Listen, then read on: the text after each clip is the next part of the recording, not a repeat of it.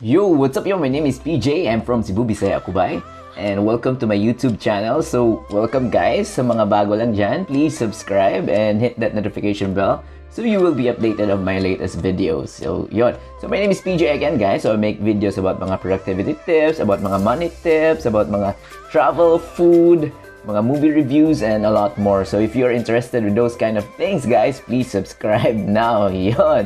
So, for today guys, this will be another episode of our 30-day productivity challenge. We are now on our day 20. Yun, di ba?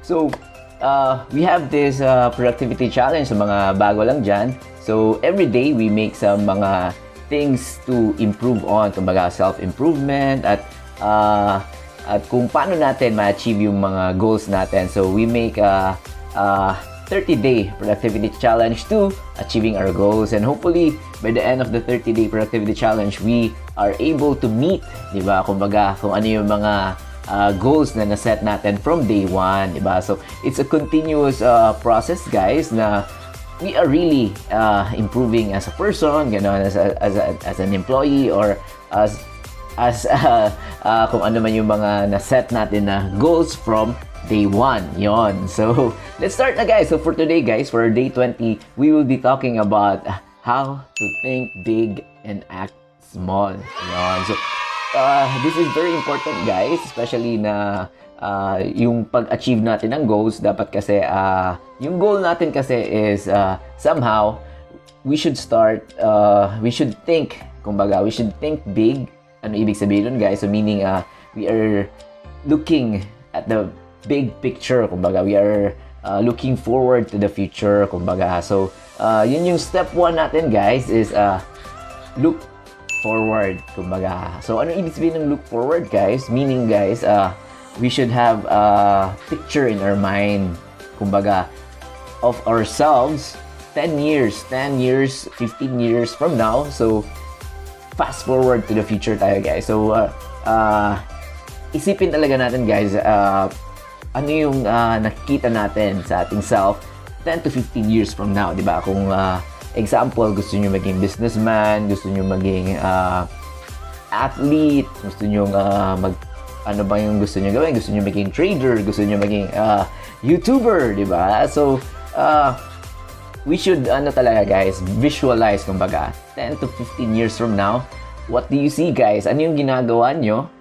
10 years from now? Masaya ba kayo sa ginagawa nyo? So, definitely, dapat masaya kayo sa ginagawa nyo, guys. You have peace of mind, at somehow, nasa challenge pa rin kayo kung ano yung napili nyong career or napili nyong endeavor na gawin years from now, di ba? So, it is really important, guys, na pang long term yung isipin natin. Hindi lang yung basta short term na basta mairaos lang natin, kumbaga yung isang taon, di ba?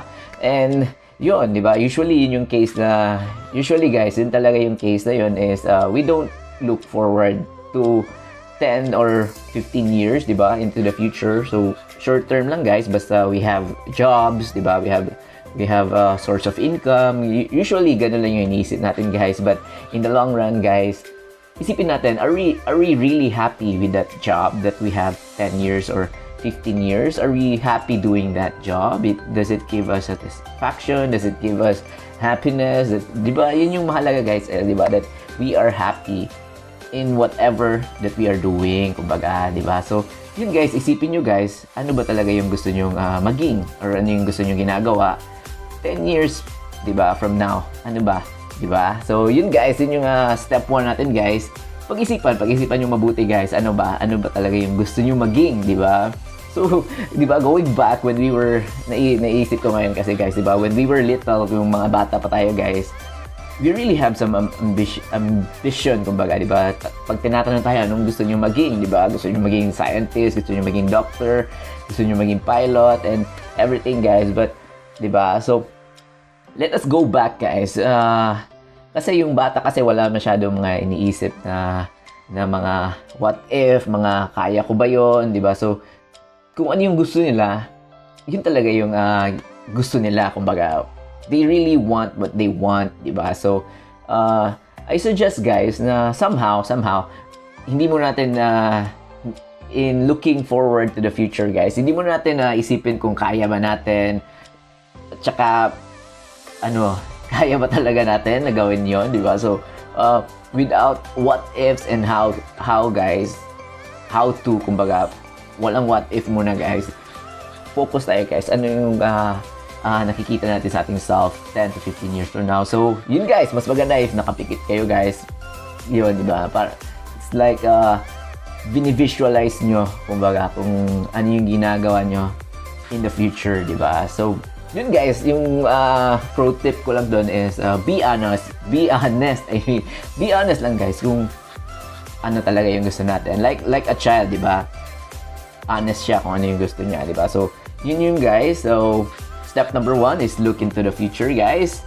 Look forward. I mean, look forward to the future, di ba? So, tapos na tayo na guys. Step 2 na tayo guys is, of course, learn the rules, di ba? Kumbaga, kung gusto nyo maging businessman, gusto nyo maging athlete, kung ano pa yung gusto nyo 10 to 15 years from now, guys, you should know the rules, kumbaga, di ba?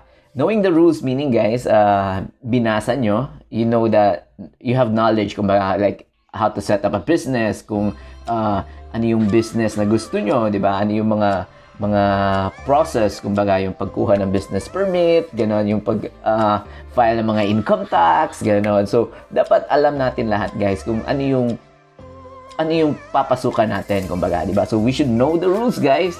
Very important, di ba? Kung gusto nyo maging athlete, or gusto nyo maging runner, gusto nyo maging marathoner, you know the rules, kumbaga, kung ano yung dapat yung gawin, di ba? To be that person, di ba? Gusto nyo maging stock trader, diba? So, you should know the rules, guys, dun sa stock exchange, diba? Ganon. So, kung gusto niyo maging forex trader, diba? So, depende guys kung ano yung napag-isipan niyo sa step 1 natin kanina, guys, kung anong gusto niyo maging, diba?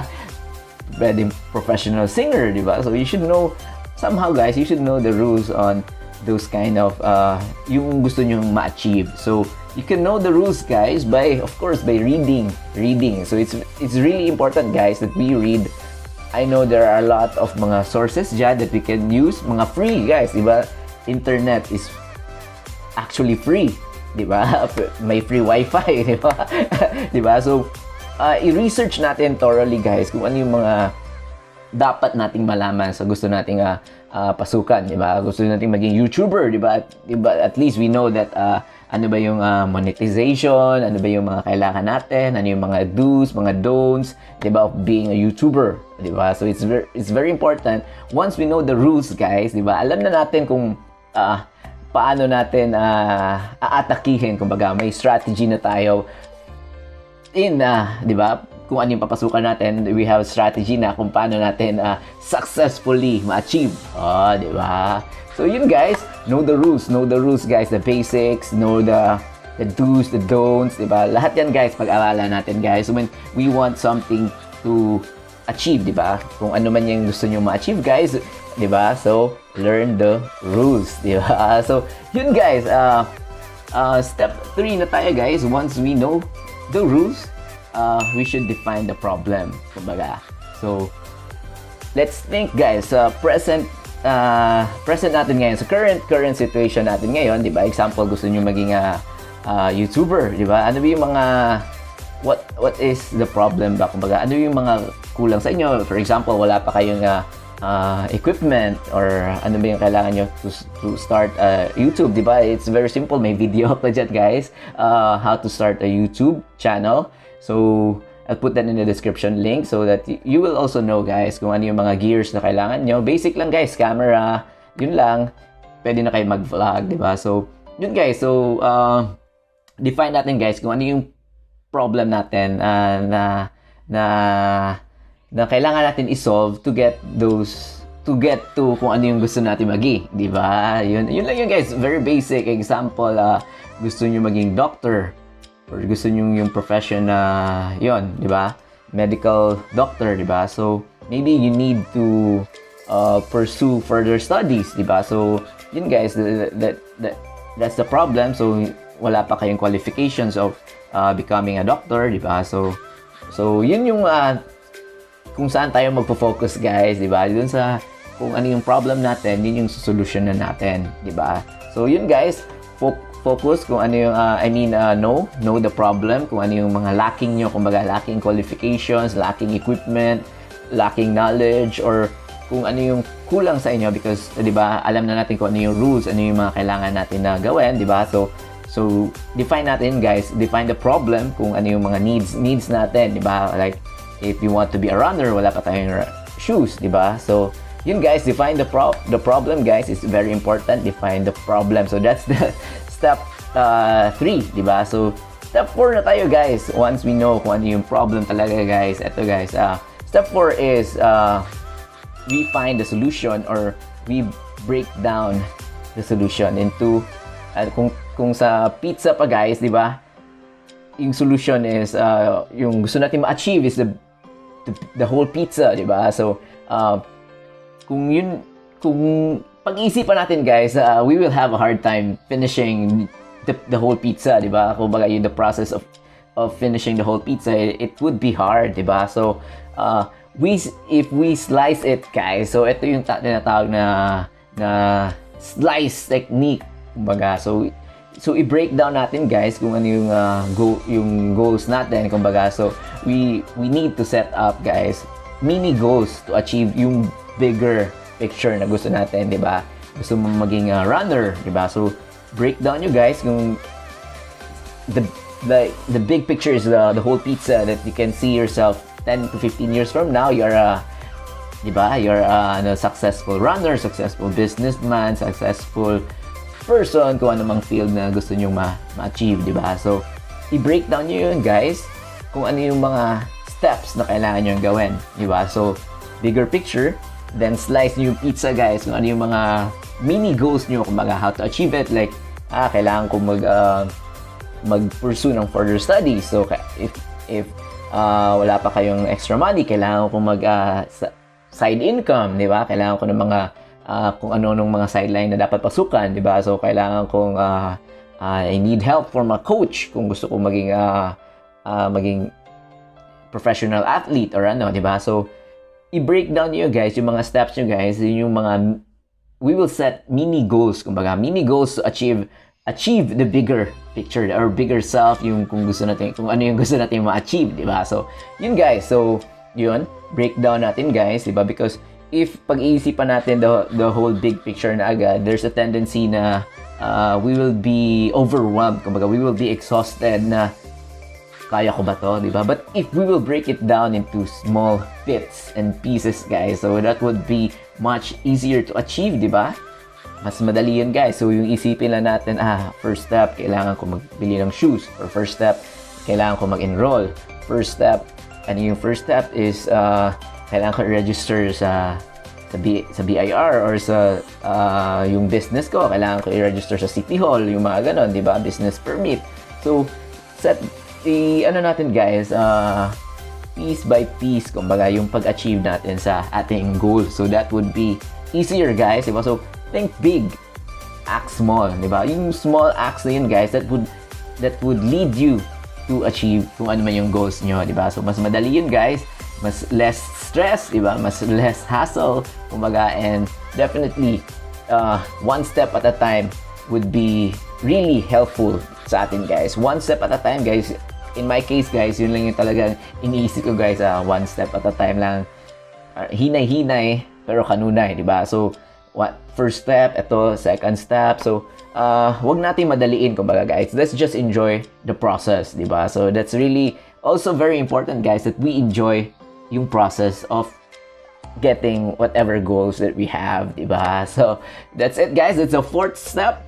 So ang fifth natin guys, this is also very important guys, is we evaluate and assess. So evaluation is an assessment, kumbaga, di ba? So we should have this checklist guys, checklist like monthly checklist kung ano ba yung mga dapat na achieve natin, if na achieve ba natin or hindi, di ba? So ano yung reasons kung bakit hindi natin na-achieve, kung ano pa yung mga things na pwede nating i-improve, kumbaga, kung ano yung gagawin natin, so that the following month, di ba, it's a whole new month for us, a whole new challenge, di ba? So we will know na kung paano natin i-achieve yung goals natin, di ba? For example, ay kulang pala ako sa ganito, or there's a problem with yung training schedule nyo, kumbaga. So, the following month, mako-correct natin yun, guys, kumbaga, di ba? Kung ano mga problems that you have encountered for this month, at least mako-correct na yun the following month, di ba? So, depende, guys, depende. I-assess nyo kasi, guys, kung ano yung mga dapat na-achieve nyo, tsaka hindi, yung mga hits and misses, kumbaga, di ba? Ano yung mga na-accomplish nyo, ano yung mga na-miss nyo, ano yung mga pwede nyong baguhin, kumbaga, ano yung pwede nyo i-improve so that ma-achieve nyo lahat yung goals nyo for the month, diba? So, yun, guys, diba? So, it's a continuous process, guys. So, balik kayo sa step 1, 2, 3, 4, 5 until na really ma-accomplish nyo talaga, guys, kung ano talaga yung gusto nyong ma-achieve, yung big picture of yourself doing 10 to 15 years from now, diba? So, yun, guys, it's a continuous process, guys. So, possibly kung ano yung naisip nyo today, kung 10 to 15 years from now, baka it's possible din mag-change, kumbaga, mag-change yung career nyo, kung ano yung direction nyo. So, yung importante lang dun, guys, is that we are really honest in our evaluation. Self-evaluation natin, guys, kung ano talaga yung gusto natin, kumbaga, di ba? So, that's it for my video for today, guys, di ba? So, I hope you've learned simple 5 steps lang yun, guys, ha? But it would really help us achieve a bigger picture, or kung ano man yung gusto natin ma-achieve, di ba? In the big picture in the long run, kumbaga, di ba? So, that's it for my video, guys. I hope you've learned something new, man, today, guys. So, if you have anything to say, guys, anything to ask, or anything to comment, guys, just comment down below in the comment section, guys. I reply to each and every comment that you have, guys. And of course, you can follow me in my social medias, the Twitter, Facebook page, and Instagram. So there's a link in my description below. So follow me, guys, and you can communicate, guys. I would like to communicate to you guys. So hit me up with your message below, diba? So that's it for my video for today, guys. So I hope I'll see you again in my upcoming videos, guys. We still have a lot more videos to come about self-improvement, and hopefully, guys, by next week I could start with yung mga more money matters, kumbaga mga money tips, and yung mga pwedeng sideline natin na pasukan, online sideline jobs, ganun, mga passive income. So pag-usapan natin yun, guys. So hopefully I will see you there, guys. So that's it, guys. That's it for my videos. Please like, of course, comment, and subscribe to my YouTube channel, PJ Yo. And I'll see you again next time.